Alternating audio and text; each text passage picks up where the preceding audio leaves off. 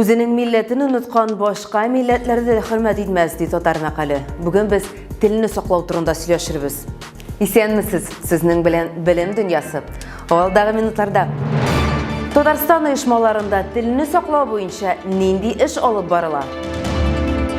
Ни өчен балалар үз гаиләләре тарихын өйрәнергә тиеш?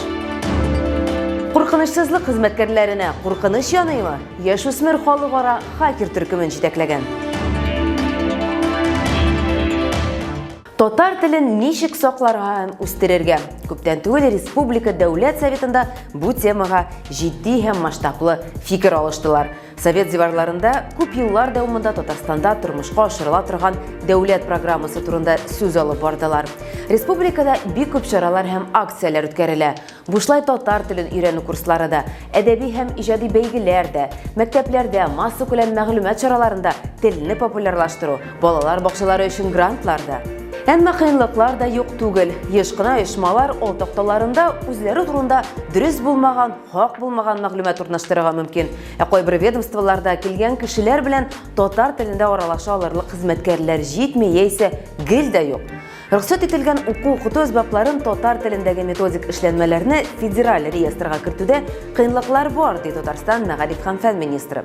Республикада бу проблемаларны хәл итү өчен нинди чаралар күрелә? Нияз Рахман белешеп карады. Татар телен саклау мәсьәләсе иң югары дәрәҗәдә күтәрелә. Моның башкача булуы мөмкин дә түгел, чөнки туган тел хакында бөтен республика бергәләп кайгыртырга тиеш. Татарстан Республикасы президенты каршындагы татар телен саклау һәм үстерү комиссиясенең киңәйтелгән утырышы Дәүләт Советында уза. Анда Мәгариф һәм фән, мәдәният, яшьләр эшләре буенча министрлык вәкилләре, матбугат һәм масса күләм коммуникацияләр агентлыгы җитәкчеләре һәм Казан башкарма комитеты вәкилләре катнашты. Утырышны Татарстан Республикасы Дәүләт Советы рәисе урынбасары, президент каршындагы татар телен саклау һәм үстерү комиссиясе рәисе Марат Әхмәтов ачып җибәрде.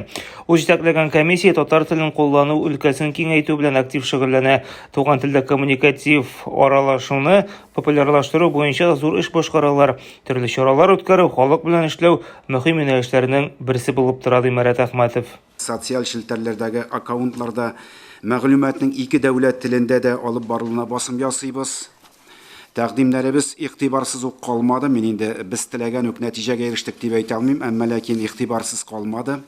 Җитәкчеләрнең татар телендә чыгышлары да утырышларда еш яңгырый башлады. Уңай күренеш буларак әйтәм.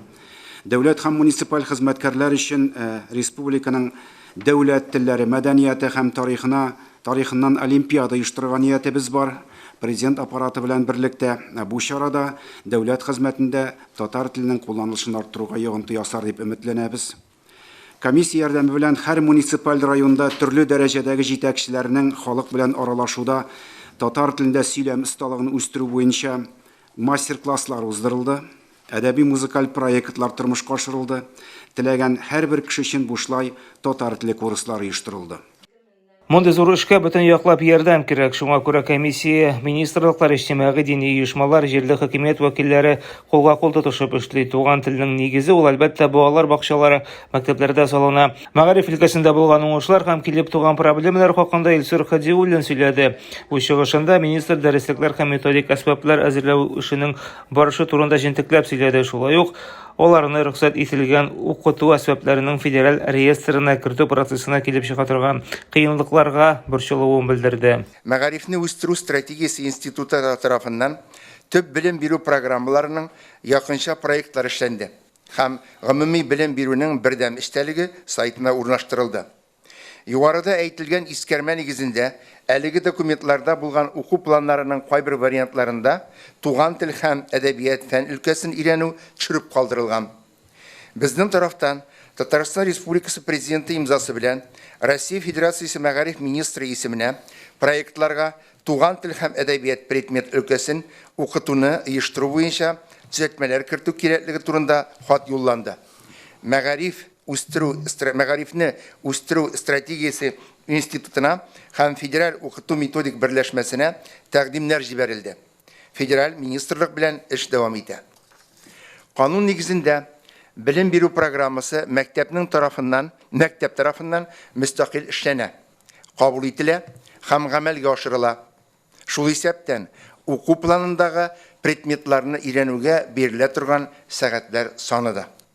Шират мәдәният өлкәсе вәкилләренә җитә туган телне популярлаштыру, төрле агарту эшләре алып бару төбәкләрдә төрле чаралар үткәрү алар җилкәсенә төшә.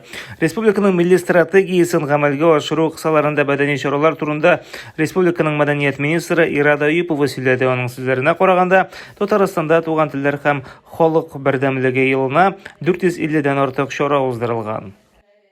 Туган телебез беренче чиратта яшьләр арасында популяр булырга тиеш. Бу уңайдан социаль челтәрләрдә төрле флешмоблар, акциялар, конкурслар үткәрелә. Төрле форумнар татар яшьләрен берләштерә, татар телендә аралашуны тагын да арттырырга тиешле Татарстанның яшьләр эшләре министры Тимур Сөләйманов. Үзләренең потенциалын һәм проектларын тормышка ашыра алырлык мөмкинлекләр булдырылган мөхит. Шуңа да безнең бурыч яшьләр тормышы интеллектуаль, рухи үсеше тыгыз элемтәдә булып эш итү. Әлбәттә, милли сәясәт ул үткәрелә торган чаралар гына түгел.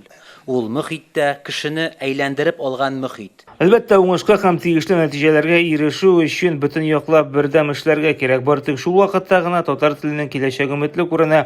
Дәүләт ярдәме белән һәр өлкәдә тиешле игътибар бирелсә, туган телебездә балалар сөйләшсә, мәктәпләрдә укытсалар, төрле мәдәни чаралар узса һәм үзебезнең газеталар булса, татар теленең киләчәге һичшиксез бар. Ләкин бу эштә соңга калырга ярамый. Тамчы артыннан тамчы чиләк суда җыела.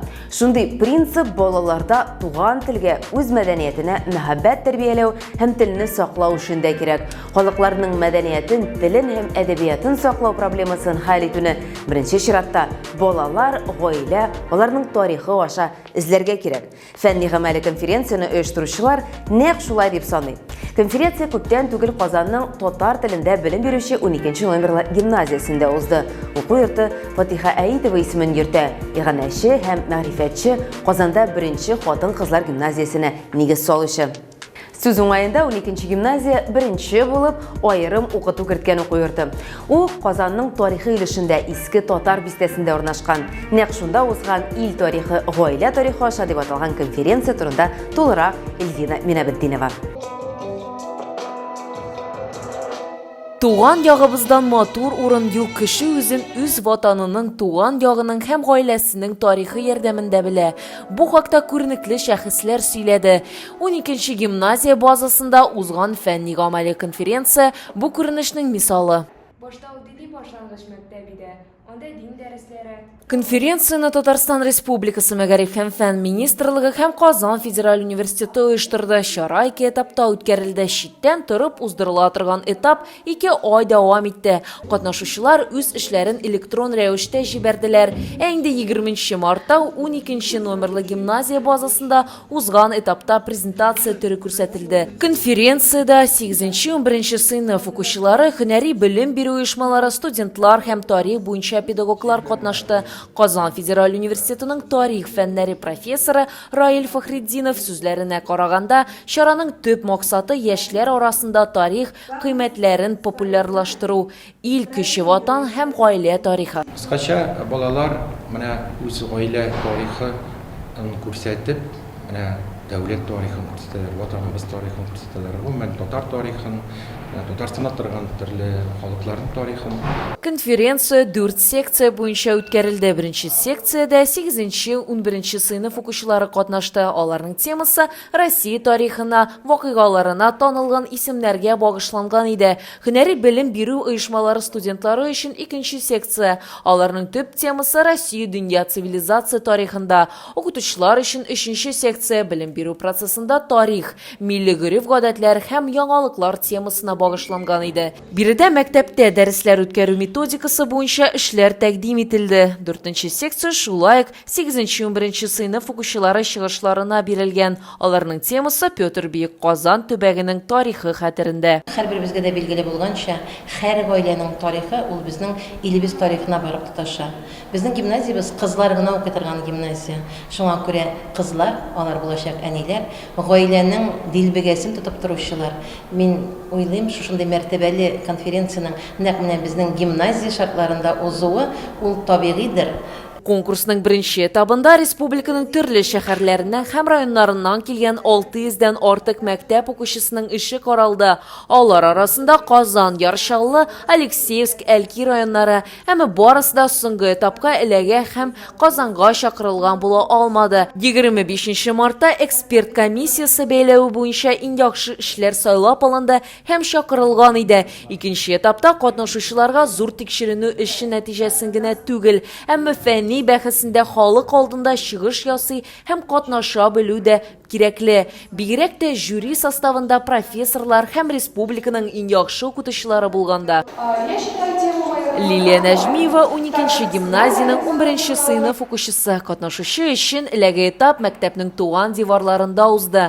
Тарихтагы шәхескә багышланган секция Лилия Александра Кылантайны сайлап алды. Беренче совет дипломат шәхесе турында. Катнашучы сүзләренә караганда, әзерлек бер ай дәвам иткән.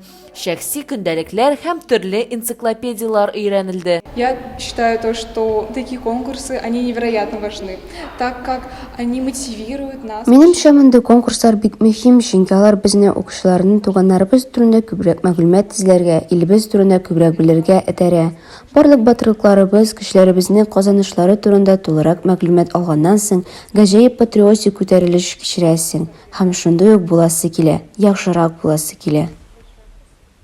Әмма укытучылар үз проектларын гына түгел, укытучылар да тәкъдим иттеләр. Индира Мөбәрәкшина тарих һәм җәмгыять белеме укытучысы Мамадыш районнан үз эшләрен тәкъдим итү өчен йомгаклау этабына килде. Укытуда яңа алымнар куллану дигән темага багышланган үз проектның зарурлыгын хәзерге вакытта балаларны уку процессына җәлеп итү бик авыр булуында күрә. Нәкъ менә шуңа күрә аның сайлавы укучылар өчен мауктыргыч шөгыль ясарга мөмкин булган методик эшләүенә төште.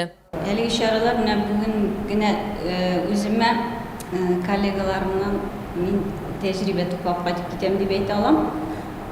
Бик файдалы, укучылар өчен дә бик файдалы. Конференция нәтиҗәләре шулай ук проектларны яклау көнендә ясалды. Чараның мөһимлеген, гаилә абруен күтәрү, гаилә гырыф-гадәтләрен ныгыту, шулай ук шәхеснең рухи, әхлакый мәдәниятен тәрбияләү дә үз эченә ала. Моннан тыш үсеп килүче буында ватанпәрвәрлек һәм гражданлык хиссе тәрбияләү, үз гаиләсенең кече ватанының тарихын өйрәнү, аның тарихи мәдәни мирасына һәм ил тарихына тартылу нәтиҗәсендә мөһим. 16 яшьлек яшүсмер хакерлар төркемен җитәкли. Нияте ире IT компанияләренә һәм дәүләт оешмаларына атака ясау. Бу ничек мөмкин булды? Бу хакта үзенең автор сәхифәсендә Нияз Рахман сөйләр. Исәнмесез, бу кызыклы тәнәфес сәхифәсе һәм интернеттагы иң кызыклы яңалыклар хакында нәкъ менә без сөйләрбез. Үзенчәлекләре булган балалар компьютерда эшләргә өйрәтәләр. Сүз Казанның Симыры үзәгендәге кечкенә җиңүләре хакында биредә 12 яшьлек Эрикны программалаштыру нигезләренә өйрәткәннәр. Малайның әнисе Эльвира сүзләренә караганда, ул башта хәтта санакның тычканын да кулында тота алмый. Ләкин өстәмә дәресләрдән соң Эрик хәтта роботлар ясарга өйрәнә. Малайның монда шөгыльләнүе үзенә дә охшый әнисе. Ул дәресләрдән соң монда ашыга. Иң мөһиме, Эрик кебек үзенчәлекле балаларга җайлаша торган программа булдырганнар. Бу зур җиңү әлбәттә. Любой родитель нормотипичного здорового ребенка может прийти в любое детское учреждение и выбрать досуг по интересам. Менә 16 яшьлек бер яшүсмер хакерлар төркемен җитәкләгән. Алар Microsoft, шулай ук дәүләт органнары, медицина һәм телеком компанияләренә һөҗүм иткән. Тикшерүчеләр исәпләп чыгарулары буенча 7 аккаунт белән бәйле группировка булган ачыклый. Нәкъ менә Британияле яшүсмер алар фикеренчә Lapsus оешмасын җитәкли һәм бу иң зур һөҗүмнәрнең артында тора икән. Кайбер мәгълүматларга караганда, ул Оксфорд тирәсендә әнисе белән тора. Бу төркем бик оста эш итә. Хәтта видеоконференцияларын үзеп хезмәткәрләрдән көлә диләр. Тик монда уенның ахыры гына аянычлы тамамланмасын иде. Бу атнада менә шулар иде, очрашырбыз. Сау булыгыз. Безгә социаль челтәрләрдә кушылыгыз. Шулай ук соңгы яңалыкларны Татарстан Мәгариф һәм фән министрлыгының интернет битләреннән белергә мөмкин. Туган җирне сакларга кирәк, аны яратып кына булмый. Мәкаләнең актуальлеге югары бүген. Туган телегезне, туган илегезне яратыгыз. Сау булыгыз.